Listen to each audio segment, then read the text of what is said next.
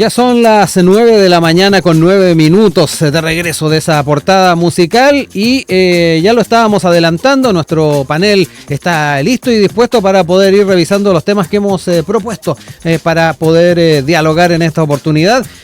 Saludamos a la directora ejecutiva de la Corporación Miles Chile, Javiera Canales, que ya está con nosotros nuevamente. Estuvo en el último programa de la temporada y ahora está también esta primera semana. ¿Cómo estás, Javiera? Muy bien, muy contenta de volver a estar con ustedes toda la semana o casi todas las semanas. Sí, siempre nos acompaña Javier ahí para tratar los temas de actualidad. Y ahora también saludamos a quien se incorpora a nuestro staff de panelistas, Francisca Berth. Ella es directora de la Asociación Chilena de Justicia Terapéutica Humanizar y nos acompaña ahora como parte de nuestro panel. ¿Cómo estás? Muchas gracias y feliz de estar acá con ustedes, feliz con este panel. Tenemos varios temas, obviamente vamos a estar también enfocándonos en lo que es esta conmemoración del 8M, tenemos uno de esos temas, pero además queremos hacer un poquito de eco de lo que ha sido la actualidad. Y sabemos que el factor Toa, la renuncia al Ministerio del Interior y ya la incorporación de Frentón en la campaña presidencial ha ido movilizando un poco a los sectores, distintos sectores políticos.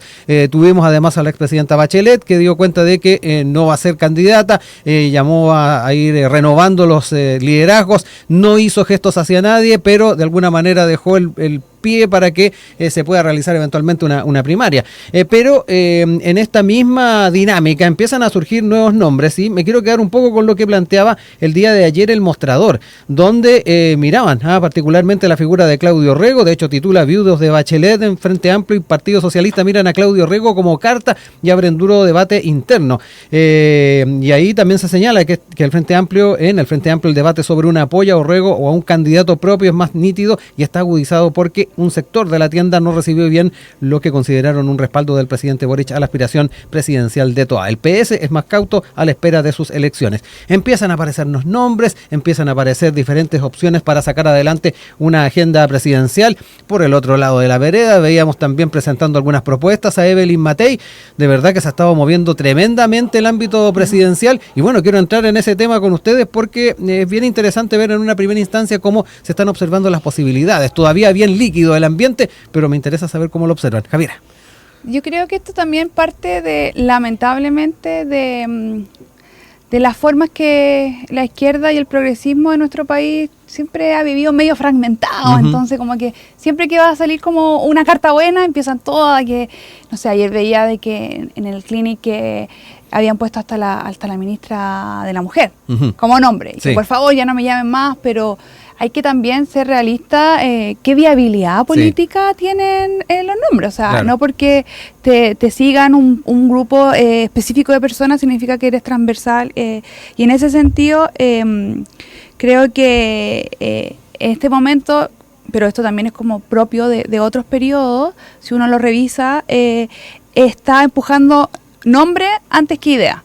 Y eso es lamentable. Creo que debemos como aprender de esos errores y la idea, y aspiro yo, de que la izquierda pueda sacar una candidatura unificada. También sabemos que el día de ayer salió el Partido Libertario Nacional, que señaló su vocero, presidente del partido, no lo tengo muy claro, de que era hoy uno de los partidos con más militantes.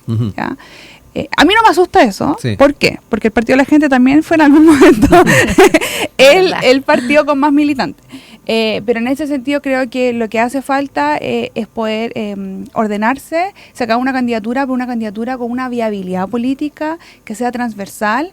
Y yo creo que la gente ya nos demostró en los procesos constituyentes anteriores que estamos cansados de las peleas y queremos cuestiones concretas y más transversales. Entonces, en ese sentido, creo que es importante que aprendamos de las lecciones anteriores y podamos definir alguien que pueda ser representativo. Eso. No, quería entrar también con Francisca porque bien relevante hablar de esta suerte de barniz de realismo que hay que ponerle a muchas de las propuestas. Ya lo decía Javiera, tenemos candidatos que obviamente tienen una presencia mediática, pero ahí es bien importante ver cuál es el apoyo real. También algo que a veces se extravía, que es lo que va de la mano con las propuestas, los programas, lo que viene de la mano con una candidatura que de repente también se nos diluye en el debate y la discusión. A ver, a mí me gustaría como destacar que lo pensé ayer, dije, bueno, esta semana, en vísperas del 8M, ¿verdad? 3 mujeres candidatas presidenciales, digamos, contando a la expresidenta Bachelet. Eso ya me parece destacable. Es decir, las mujeres están ahí, están dando están poniendo un tono a la discusión. Segundo cosa, me parece que la seguridad pública, la delincuencia, ese tema en el fondo en su contracara va a ser, y por eso también entiendo que se levante el nombre de Claudio Rego en ese sentido. Claudio tiene harto que mostrar como gobernador y en este ámbito en particular. Entonces hay como el clivaje, digamos, que va a estar en la próxima campaña, sí o sí, en el tema de delincuencia, etcétera. Está tanto en la ex ministra Toa, en Evelyn Matei, y va a estar si Orrego levanta. Sí. Y lo último es el peso que está teniendo la trayectoria, porque los 3 nombres son nombres antiguos en la política, con alta trayectoria. Había sonado incluso que estaban pidiéndole a Frey volver al ruedo. Y la misma presidenta, digamos, es decir, también ahí hay algo como, y ahí es donde yo echo de menos los nuevos liderazgos, y no creo que no existan, pero también creo que esto de sostener liderazgos muy improbables, porque las mismas personas, digamos, con la presidenta pasó, expresidenta Bachelet, y con el alcalde Bodanovich parece ser lo mismo, de como, bueno, es que no, todavía podemos ir a buscarlo a Maipú, me parece que impide que se vaya levantando nuevos liderazgos. Entonces, como que a mí me pasa que hagámosle caso a lo que la gente expresa y las razones que tiene, y vamos por personas que estén dispuestas en el fondo a ir. Pero me parece que el tema, primero lo de las mujeres me parece notable, me parece también que el tema seguridad y el que quiera hacer una campaña, y ahí también el riesgo que implica, riesgo para mí, digamos, en términos de que se levanten candidaturas de extremos, va a ser un eje conducente, y en ese sentido el nombre de Claudio Rego me parece lógico que aparezca. Javiera, toquemos algunos de los puntos que estableció Francisca en lo que tiene que ver, por ejemplo, con los liderazgos femeninos que se han hecho presentes al menos en esta primera pasada en cuanto a propuestas de candidaturas presidenciales, pero también en lo que tiene que ver con esta suerte de equilibrio que tiene que haber entre lo que es la experiencia de muchos políticos que están ahora candidateándose para la presidencia, y por otro lado el compás de espera que al menos se observa en torno a los nuevos liderazgos. Muchos estarán mirando tal vez lo que ha sido la experiencia durante este periodo presidencial, que todavía no termina, nos está quedando un poquito más de un año todavía de gobierno. ¿Cómo lo ves aquello? Sí, estoy muy de acuerdo con lo que señalaba Francisca sobre qué bueno que estemos viendo tantas candidaturas de mujeres. Creo que también habla de un Chile que ha ido creciendo y ha ido madurando temas como que las mujeres sí podemos estar en lugares de representación. No obstante que hemos tenido 2 veces presidentas mujeres en nuestro país, mucho más que muchos países de Latinoamérica, pero tenemos la misma mujer 2 veces. Sí. Entonces, por ahí súper bien. No obstante, igual soy media suspicaz en pensar cuando hay una instrumentalización de las mujeres. Exacto. Por cierto grupo de poder que cooptan, dicen ya, que tenemos que poner una mujer, listo, pongamos una mujer, pero sin un respaldo real.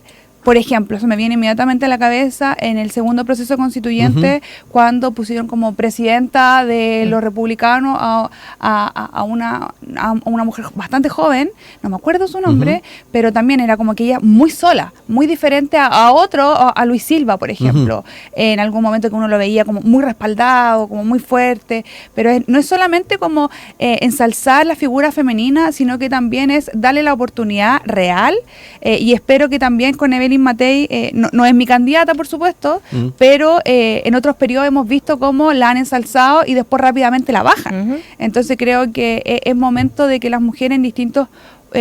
Beatriz Evia te referías tú. Beatriz Evia, sí. Que en distintos espacios de poder podamos también...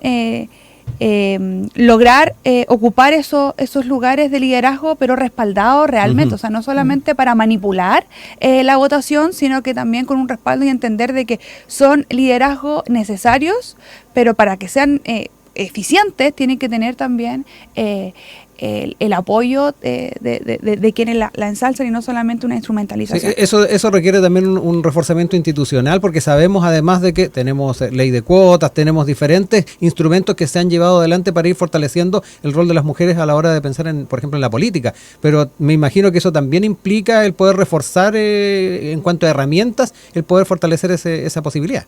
Claro, la herramienta muy resistida por un grupo bien específico de nuestra población, de izquierda y de derecha. O sea, también tenemos partidos de izquierda que se han resistido históricamente a renovaciones sin ir muy lejos. Hace como 1 año, 2 años, cuando fue la candidatura de la presidencia del Partido Comunista, que también hubo como un quiebre bien interno porque se levantara a la hoy ex ministra o la ministra con licencia Camila Vallejo. Entonces, en ese sentido, creo que sí, que esto es parte, no obstante, aunque tengamos, en la política pasa lo mismo que en el resto del derecho. Sí. La política es una forma del ejercicio del derecho también.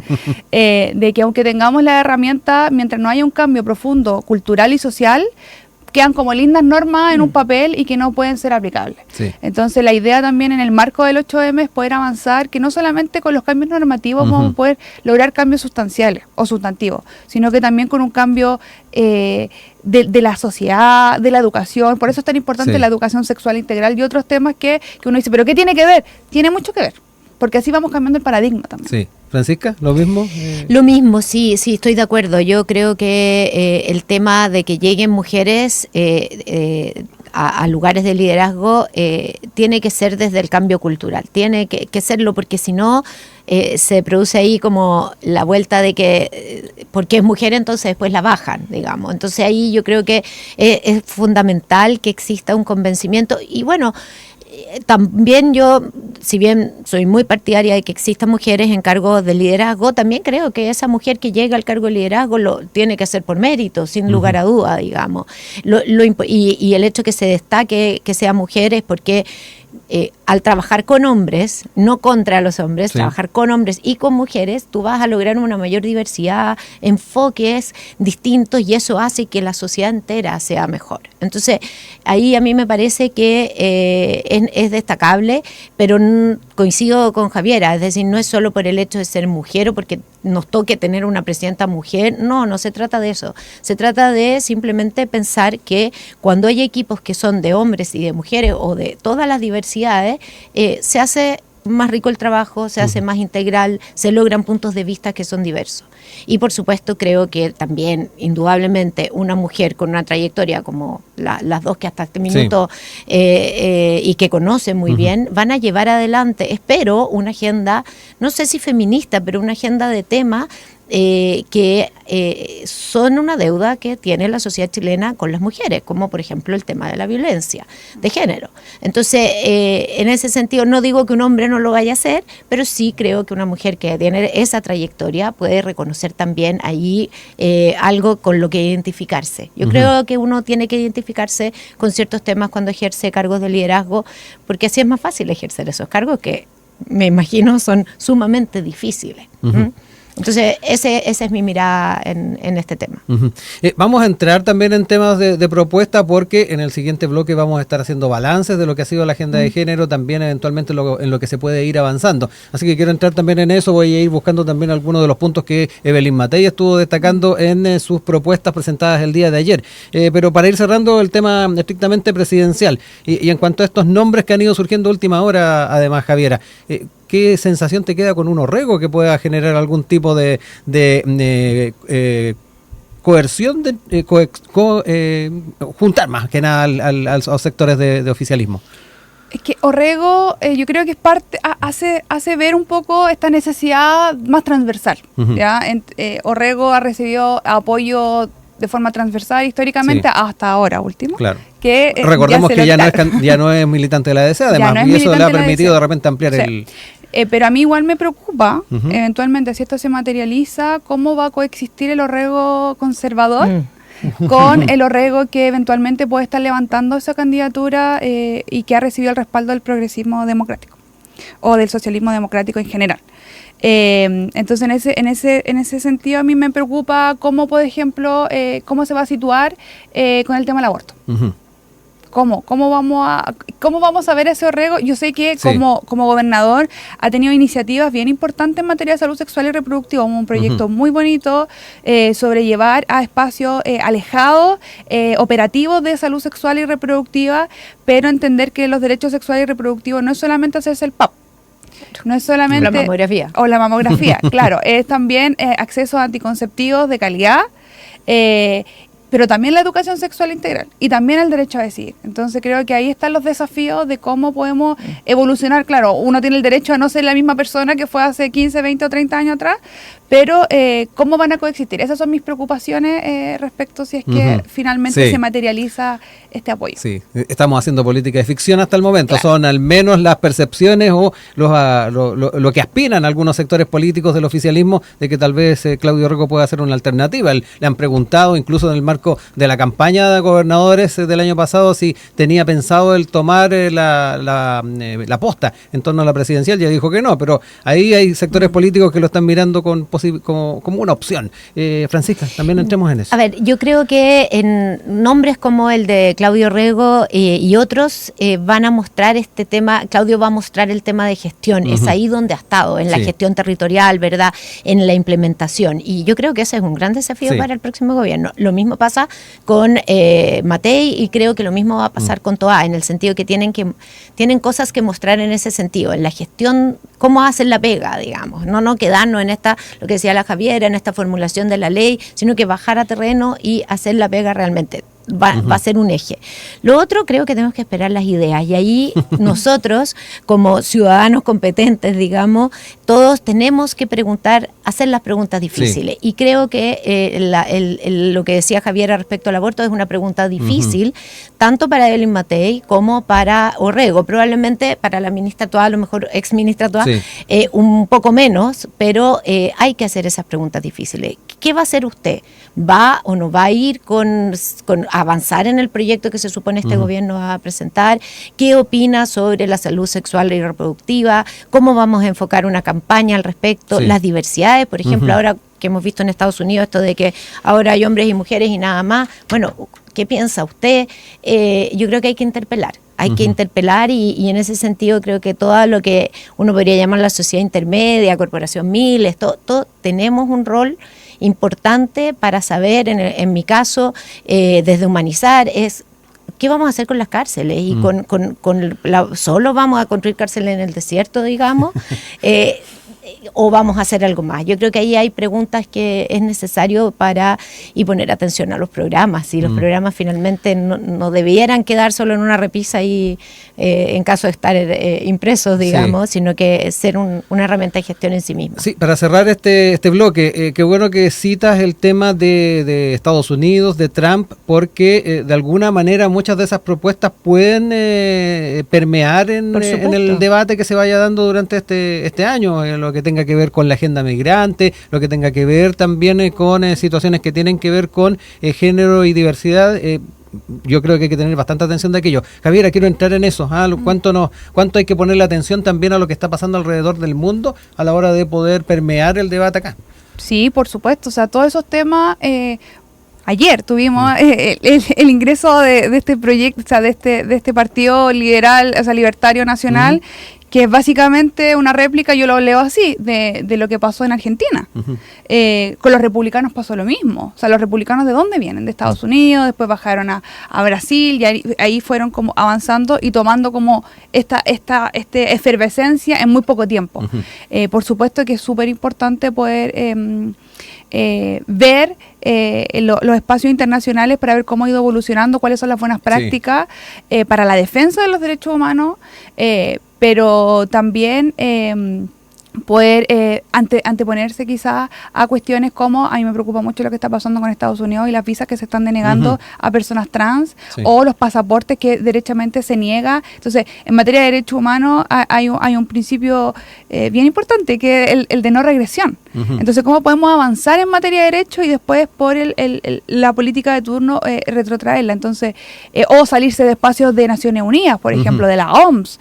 Creo que eso como que agarra mucha popularidad muy rápido políticos, y a mí me preocupa lo que pueda pasar la versión chilensis de esas ideas, como Argentina está en la misma posición que Estados Unidos de salirse de la OMS, con la crisis que tiene económica gigantesca, con el 60% de la población vive bajo la línea de la pobreza, pero lo hizo. Sí. Entonces, ¿cómo finalmente los liderazgos tóxicos, por llamarlo de esa forma, siguen como modas internacionales con un presupuesto y una billetera que no les alcanza? Así que sí. Francisca, para cerrar el bloque. Sí, absolutamente de acuerdo. Yo creo que hoy en día nosotros siempre, como país más chico de Latinoamérica, hemos mirado a Estados Unidos como un referente, quizás más que a países europeos, y por supuesto esto va a llegar. Y lo vamos a tener que enfrentar. A mí me preocupa que la información que se entregue sea la real y cómo vamos a hacer para contrarrestar discursos que llevan dentro contenidos que no son verdad, ¿no? Que no es que no sean noticias falsas, son mentiras, digamos.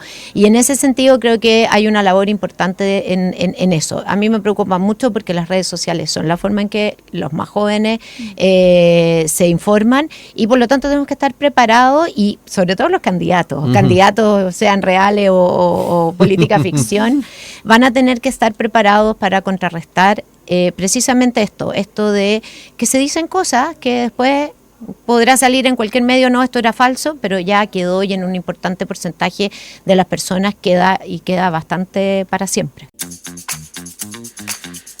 Ya son las 9:35. Estamos en Enlace USACH junto a ustedes, 94.5 FM, 50.2 de televisión digital en la región metropolitana y diario USACH.cl. Hoy día con Francisca Bert, ella es directora de la Asociación Chilena de Justicia Terapéutica Humanizar, y también con Javiera Canales, directora ejecutiva de la Corporación Miles Chile.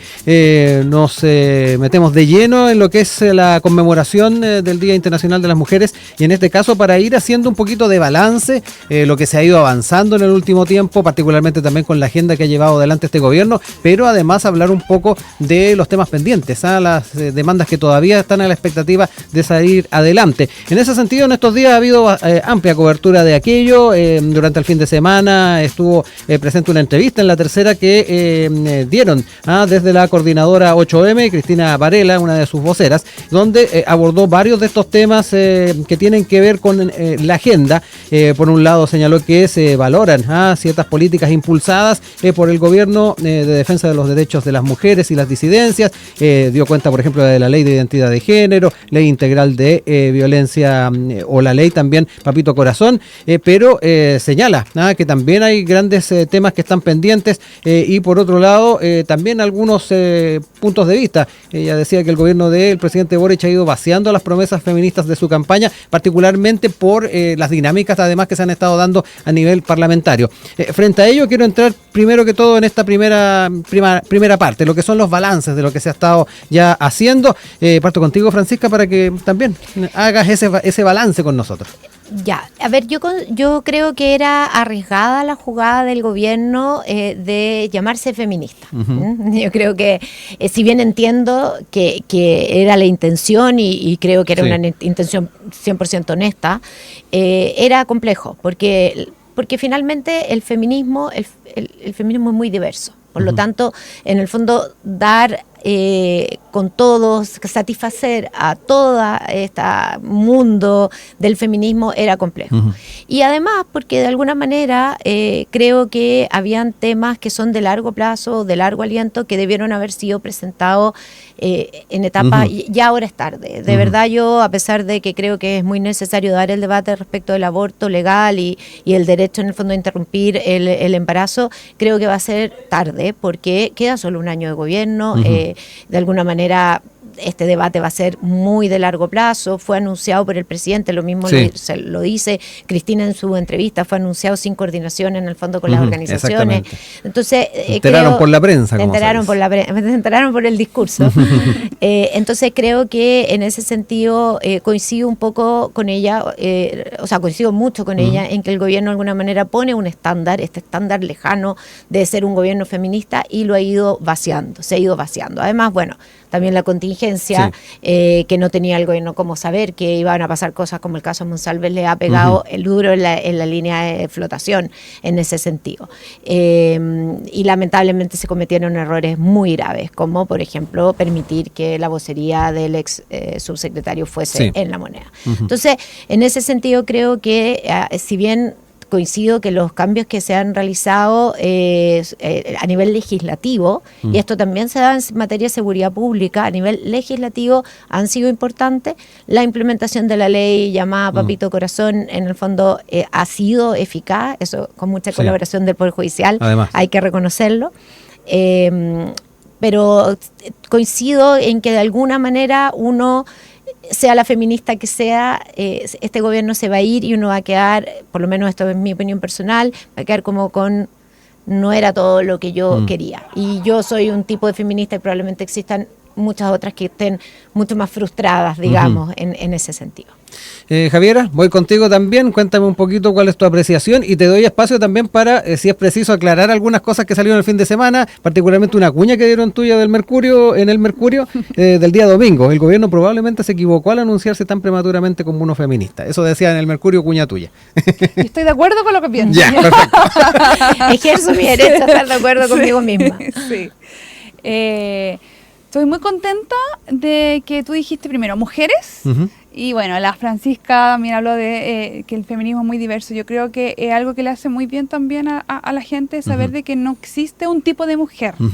Y desde ahí como la crítica al Ministerio de la Mujer, no, el Ministerio de las Mujeres debería ser, porque de verdad las palabras construyen realidades y hay distintas mujeres, o sea, no es lo mismo haber nacido en un sector urbano, haber nacido en un sector rural, haber tenido acceso a la educación, o sea, las experiencias como mujeres y como hombres sin duda también, pero específicamente como mujeres de las diversidades. No, yo soy una mujer heterosis, me dicen mis sobrinas, tú eres blanca heterosis. Y como solo pescado, entonces me dicen que soy especista. Entonces, son distintas. O sea, yo nunca voy a saber lo que es sentir miedo por andar con mi pareja de la mano en la calle. Ni sé lo que es, por ejemplo, tomar hormonas para verme de una u otra forma y que me reconozcan y que la gente pase por encima de lo que yo soy. Claro. Entonces, en ese sentido, creo que nos hace muy bien entender de que el feminismo es diverso, las mujeres somos diversas, no hay un tipo de mujer, y eso es finalmente la lucha de todas. Yo creo que ahí tenemos algo en común, muchas, que es finalmente todas queremos tener un espacio, todas tenemos el derecho a tener ese espacio, y en ese sentido el feminismo es un camino, no es una meta que yo listo, hoy día me voy a poner el pañuelo verde, así que yo soy feminista, no. De hecho, para nosotros como organización, como Corporación Mile, somos una institución jerarquizada. Yo soy la directora ejecutiva. Hay subdirectora y hay cargo y hay rango. Entonces es muy complejo para nosotros decir somos una organización feminista. Sus integrantes son feministas. Tenemos una visión del feminismo. Pero es muy complejo autodenominarse feminista así de un día para otro, listo, soy feminista. Claro. No, es un camino que se logra. Todos crecimos bajo una sociedad patriarcal, con estructuras de poder. Yo soy de la generación de los 90, o sea, todos vimos cómo nuestras abuelas, nuestras tías le daban el pedazo de carne más grande a los papás. Y primero comían los papás y después los niños y después las mamás, porque no había espacio en la mesa y tenían que quedarse cocinando. Entonces, en ese sentido, es un camino. Entonces, fue muy prematuro y también nosotros le hemos respondido, nosotros no nos hemos sentido como desilusionadas porque nunca nos ilusionamos. Y ahí también me hace mucho sentido lo que dice la vocera de la coordinadora 8 de marzo, señalando de que no es que las feministas ensalzaron a Boric, lo que nosotras hicimos y lo que hizo particularmente la coordinadora feminista 8 de marzo, que participó muy fuerte en la segunda etapa, era que votaron contra Kast. ¿Ya? Entonces, en ese sentido, no olvidar de que Kast representaba una amenaza para la vida de las mujeres y Boric no representaba el sueño para las mujeres. ¿Ya? Entonces, en ese sentido, sí hay disconformidad, por supuesto, en caso de la corporación y personal no me siento como, qué desilusionado porque nunca me ilusioné, pero sí uno esperaba un poco más. ¿Ya? Por ejemplo, la ley de interrupción voluntaria del embarazo. muy desilusionada de la forma en que se avisó, no obstante que nosotras participamos activamente en una mesa de derechos sexuales y reproductivos, pero bueno, nosotras estamos para seguir trabajando, vamos a estar presentes en el momento que esté, pero creemos que, y vuelvo atrás, como a nuestro módulo anterior, bloque anterior, de cuando ocupan o a las mujeres o las demandas de las mujeres para finalmente conseguir o manipular a la audiencia. Ujú. Entonces, eso yo creo que es lo que enoja quizás transversalmente, de sentirnos un poco utilizadas desde el inicio. Y ahí vemos que es mucho más complejo que una bandera o una consigna el ser feminista, porque probablemente nadie dudaba de que el presidente Boric, por su estilo de vida, por la educación que ha tenido, podía ser un hombre aliado. Pero vimos también cómo esa estructura, o sea, el patriarcado es tan estructural que finalmente probablemente le dolió personalmente lo que pasó con el caso Monsalve. Y eso es lo que pasa, o sea, eso es lo que le pasa a los hombres cuando ven acusaciones en contra de quienes quieren, y a las mujeres también en contra de acusaciones de quienes quieren. Ahí se flaquea, hay cosas que pasan, hay cuestiones internas. Yo creo que también eso es para que nosotras las mujeres también veamos de que hay cosas que seguir avanzando, hay que seguir trabajando, y el amiga yo te creo no está en desuso, que también lo vi en la entrevista que le decía, ya está en desuso. No, el amiga yo te creo no es como vamos a creerle a todas las mujeres, es no vamos a descreerle a la mujer inmediatamente. Eso no lo dije yo, lo dijo Francisca Millán en una entrevista, se lo estoy copiando, lo estoy citando. Pero eso, finalmente, la amiga yo te creo no es porque ponían el ejemplo de la acusación contra el presidente Boric, es que finalmente, por mucho tiempo, las mujeres denunciaban y se les descreía inmediatamente. Francisca, te vi tomar harta nota, importante saber también... se me echó a perder el lápiz en medio, pero... Te podemos pedir otro lápiz no, ahí. No te preocupes. No, yo soy abogado y vengo del sistema de justicia penal en particular, y creo que ahí hay desafíos muy importantes respecto a la perspectiva de género, es decir... Que voy un poco a esto de creerle o no creerle a la mujer, y estoy sumamente de acuerdo con Francisca, bueno, y con la Javiera en términos de que hay ahí desafíos muy importantes en no descreer. El punto, creo yo, es que todos quienes tienen una responsabilidad pública, institucional, tienen sus propios prejuicios, sus propios paradigmas. Y eso es porque así nos criamos, venimos de la sociedad de la que venimos. Yo soy una mujer, yo siempre digo, mi rubidad a mí siempre me juega en contra y me juega a favor, porque hay gente que cree que solo porque soy rubia pienso de una cierta manera. Así de fuertes son los prejuicios y los prejuicios que tiene la gente. Entonces, a veces me pasa que cuando digo, oye, yo creo que es súper importante en Chile tener conciencia de que hay que debatir sobre el aborto, porque el aborto en Chile es delito. No es que tú digas, salvo las 3 causales, por supuesto, y lo conversábamos con Javier al inicio, uno dice, no, pero es que no. ¿Pero por qué quieres entrar en ese debate? Porque es un delito, y porque hoy en día Chile es uno de los pocos países del mundo que lo mantiene como un delito, propiamente tal. Y hay personas que porque tienen el eco de las 3 causales, dicen, no, pero si ya se despenalizó. No se despenalizó. Entonces, en ese sentido, creo que lo importante es que desde este paradigma cultural es que todos tenemos, lo importante es tener la conciencia. Y en los roles institucionales hay que tener conciencia. Y ahí vuelvo a lo que decía de la diversidad en los equipos. En el caso, por ejemplo, de tan criticado respecto al tema de la incautación del teléfono de la diputada Cariola cuando estaba teniendo su guagua. Y el allanamiento, además. Claro, yo vengo de la Fiscalía, yo trabajé muchos años en la Fiscalía, y lo primero que pensé fue decir, probablemente el fiscal tuvo alguna razón que nosotros desconocemos para hacer lo que hizo. Claro. Pero me hubiera encantado, y me hice esta pregunta en la semana, saber si había alguna mujer en el equipo de la PDI que cuando van al departamento de la diputada y le dice y le comunica que está en trabajo de parto, hubiese levantado esa bandera roja, de decir, a ver, a lo mejor podemos esperar. A lo mejor la decisión de la Fiscalía es la correcta y no se podía esperar y qué sé yo. Se aducía acceso a la carpeta por parte de la exalcaldesa Iracy Jade. Claro, eso se aducía por parte de la Fiscalía. Exactamente, pero en un primer momento, ahora hay más antecedentes y se ha podido explicar más, pero en un primer momento, es decir, a lo mejor se podría haber esperado, no sé, no 24 horas, pero sí 10, digamos, en el sentido de que las cosas hubiesen sido en otro ritmo. Entonces, creo que ahí esa es la importancia y lo otro es que Chile tiene que cerrar ciertos temas. Pasaba con las pensiones, por ejemplo. Chile tiene que debatir sobre ciertos temas y por eso es tan importante la claridad programática de los candidatos. ¿Vamos a debatir o no vamos a debatir de aborto legal? Si a lo mejor hay un candidato que dice, yo no lo voy a debatir, bueno, los que pensamos distinto veremos si votamos por él o no. Pero a mí lo que creo que, y volviendo al tema, era una promesa de campaña. Y como entonces, por quienes votaron por el presidente Boric, tienen derecho a exigirlo. Y tienen derecho a exigir eso y otras cosas a las que se comprometió.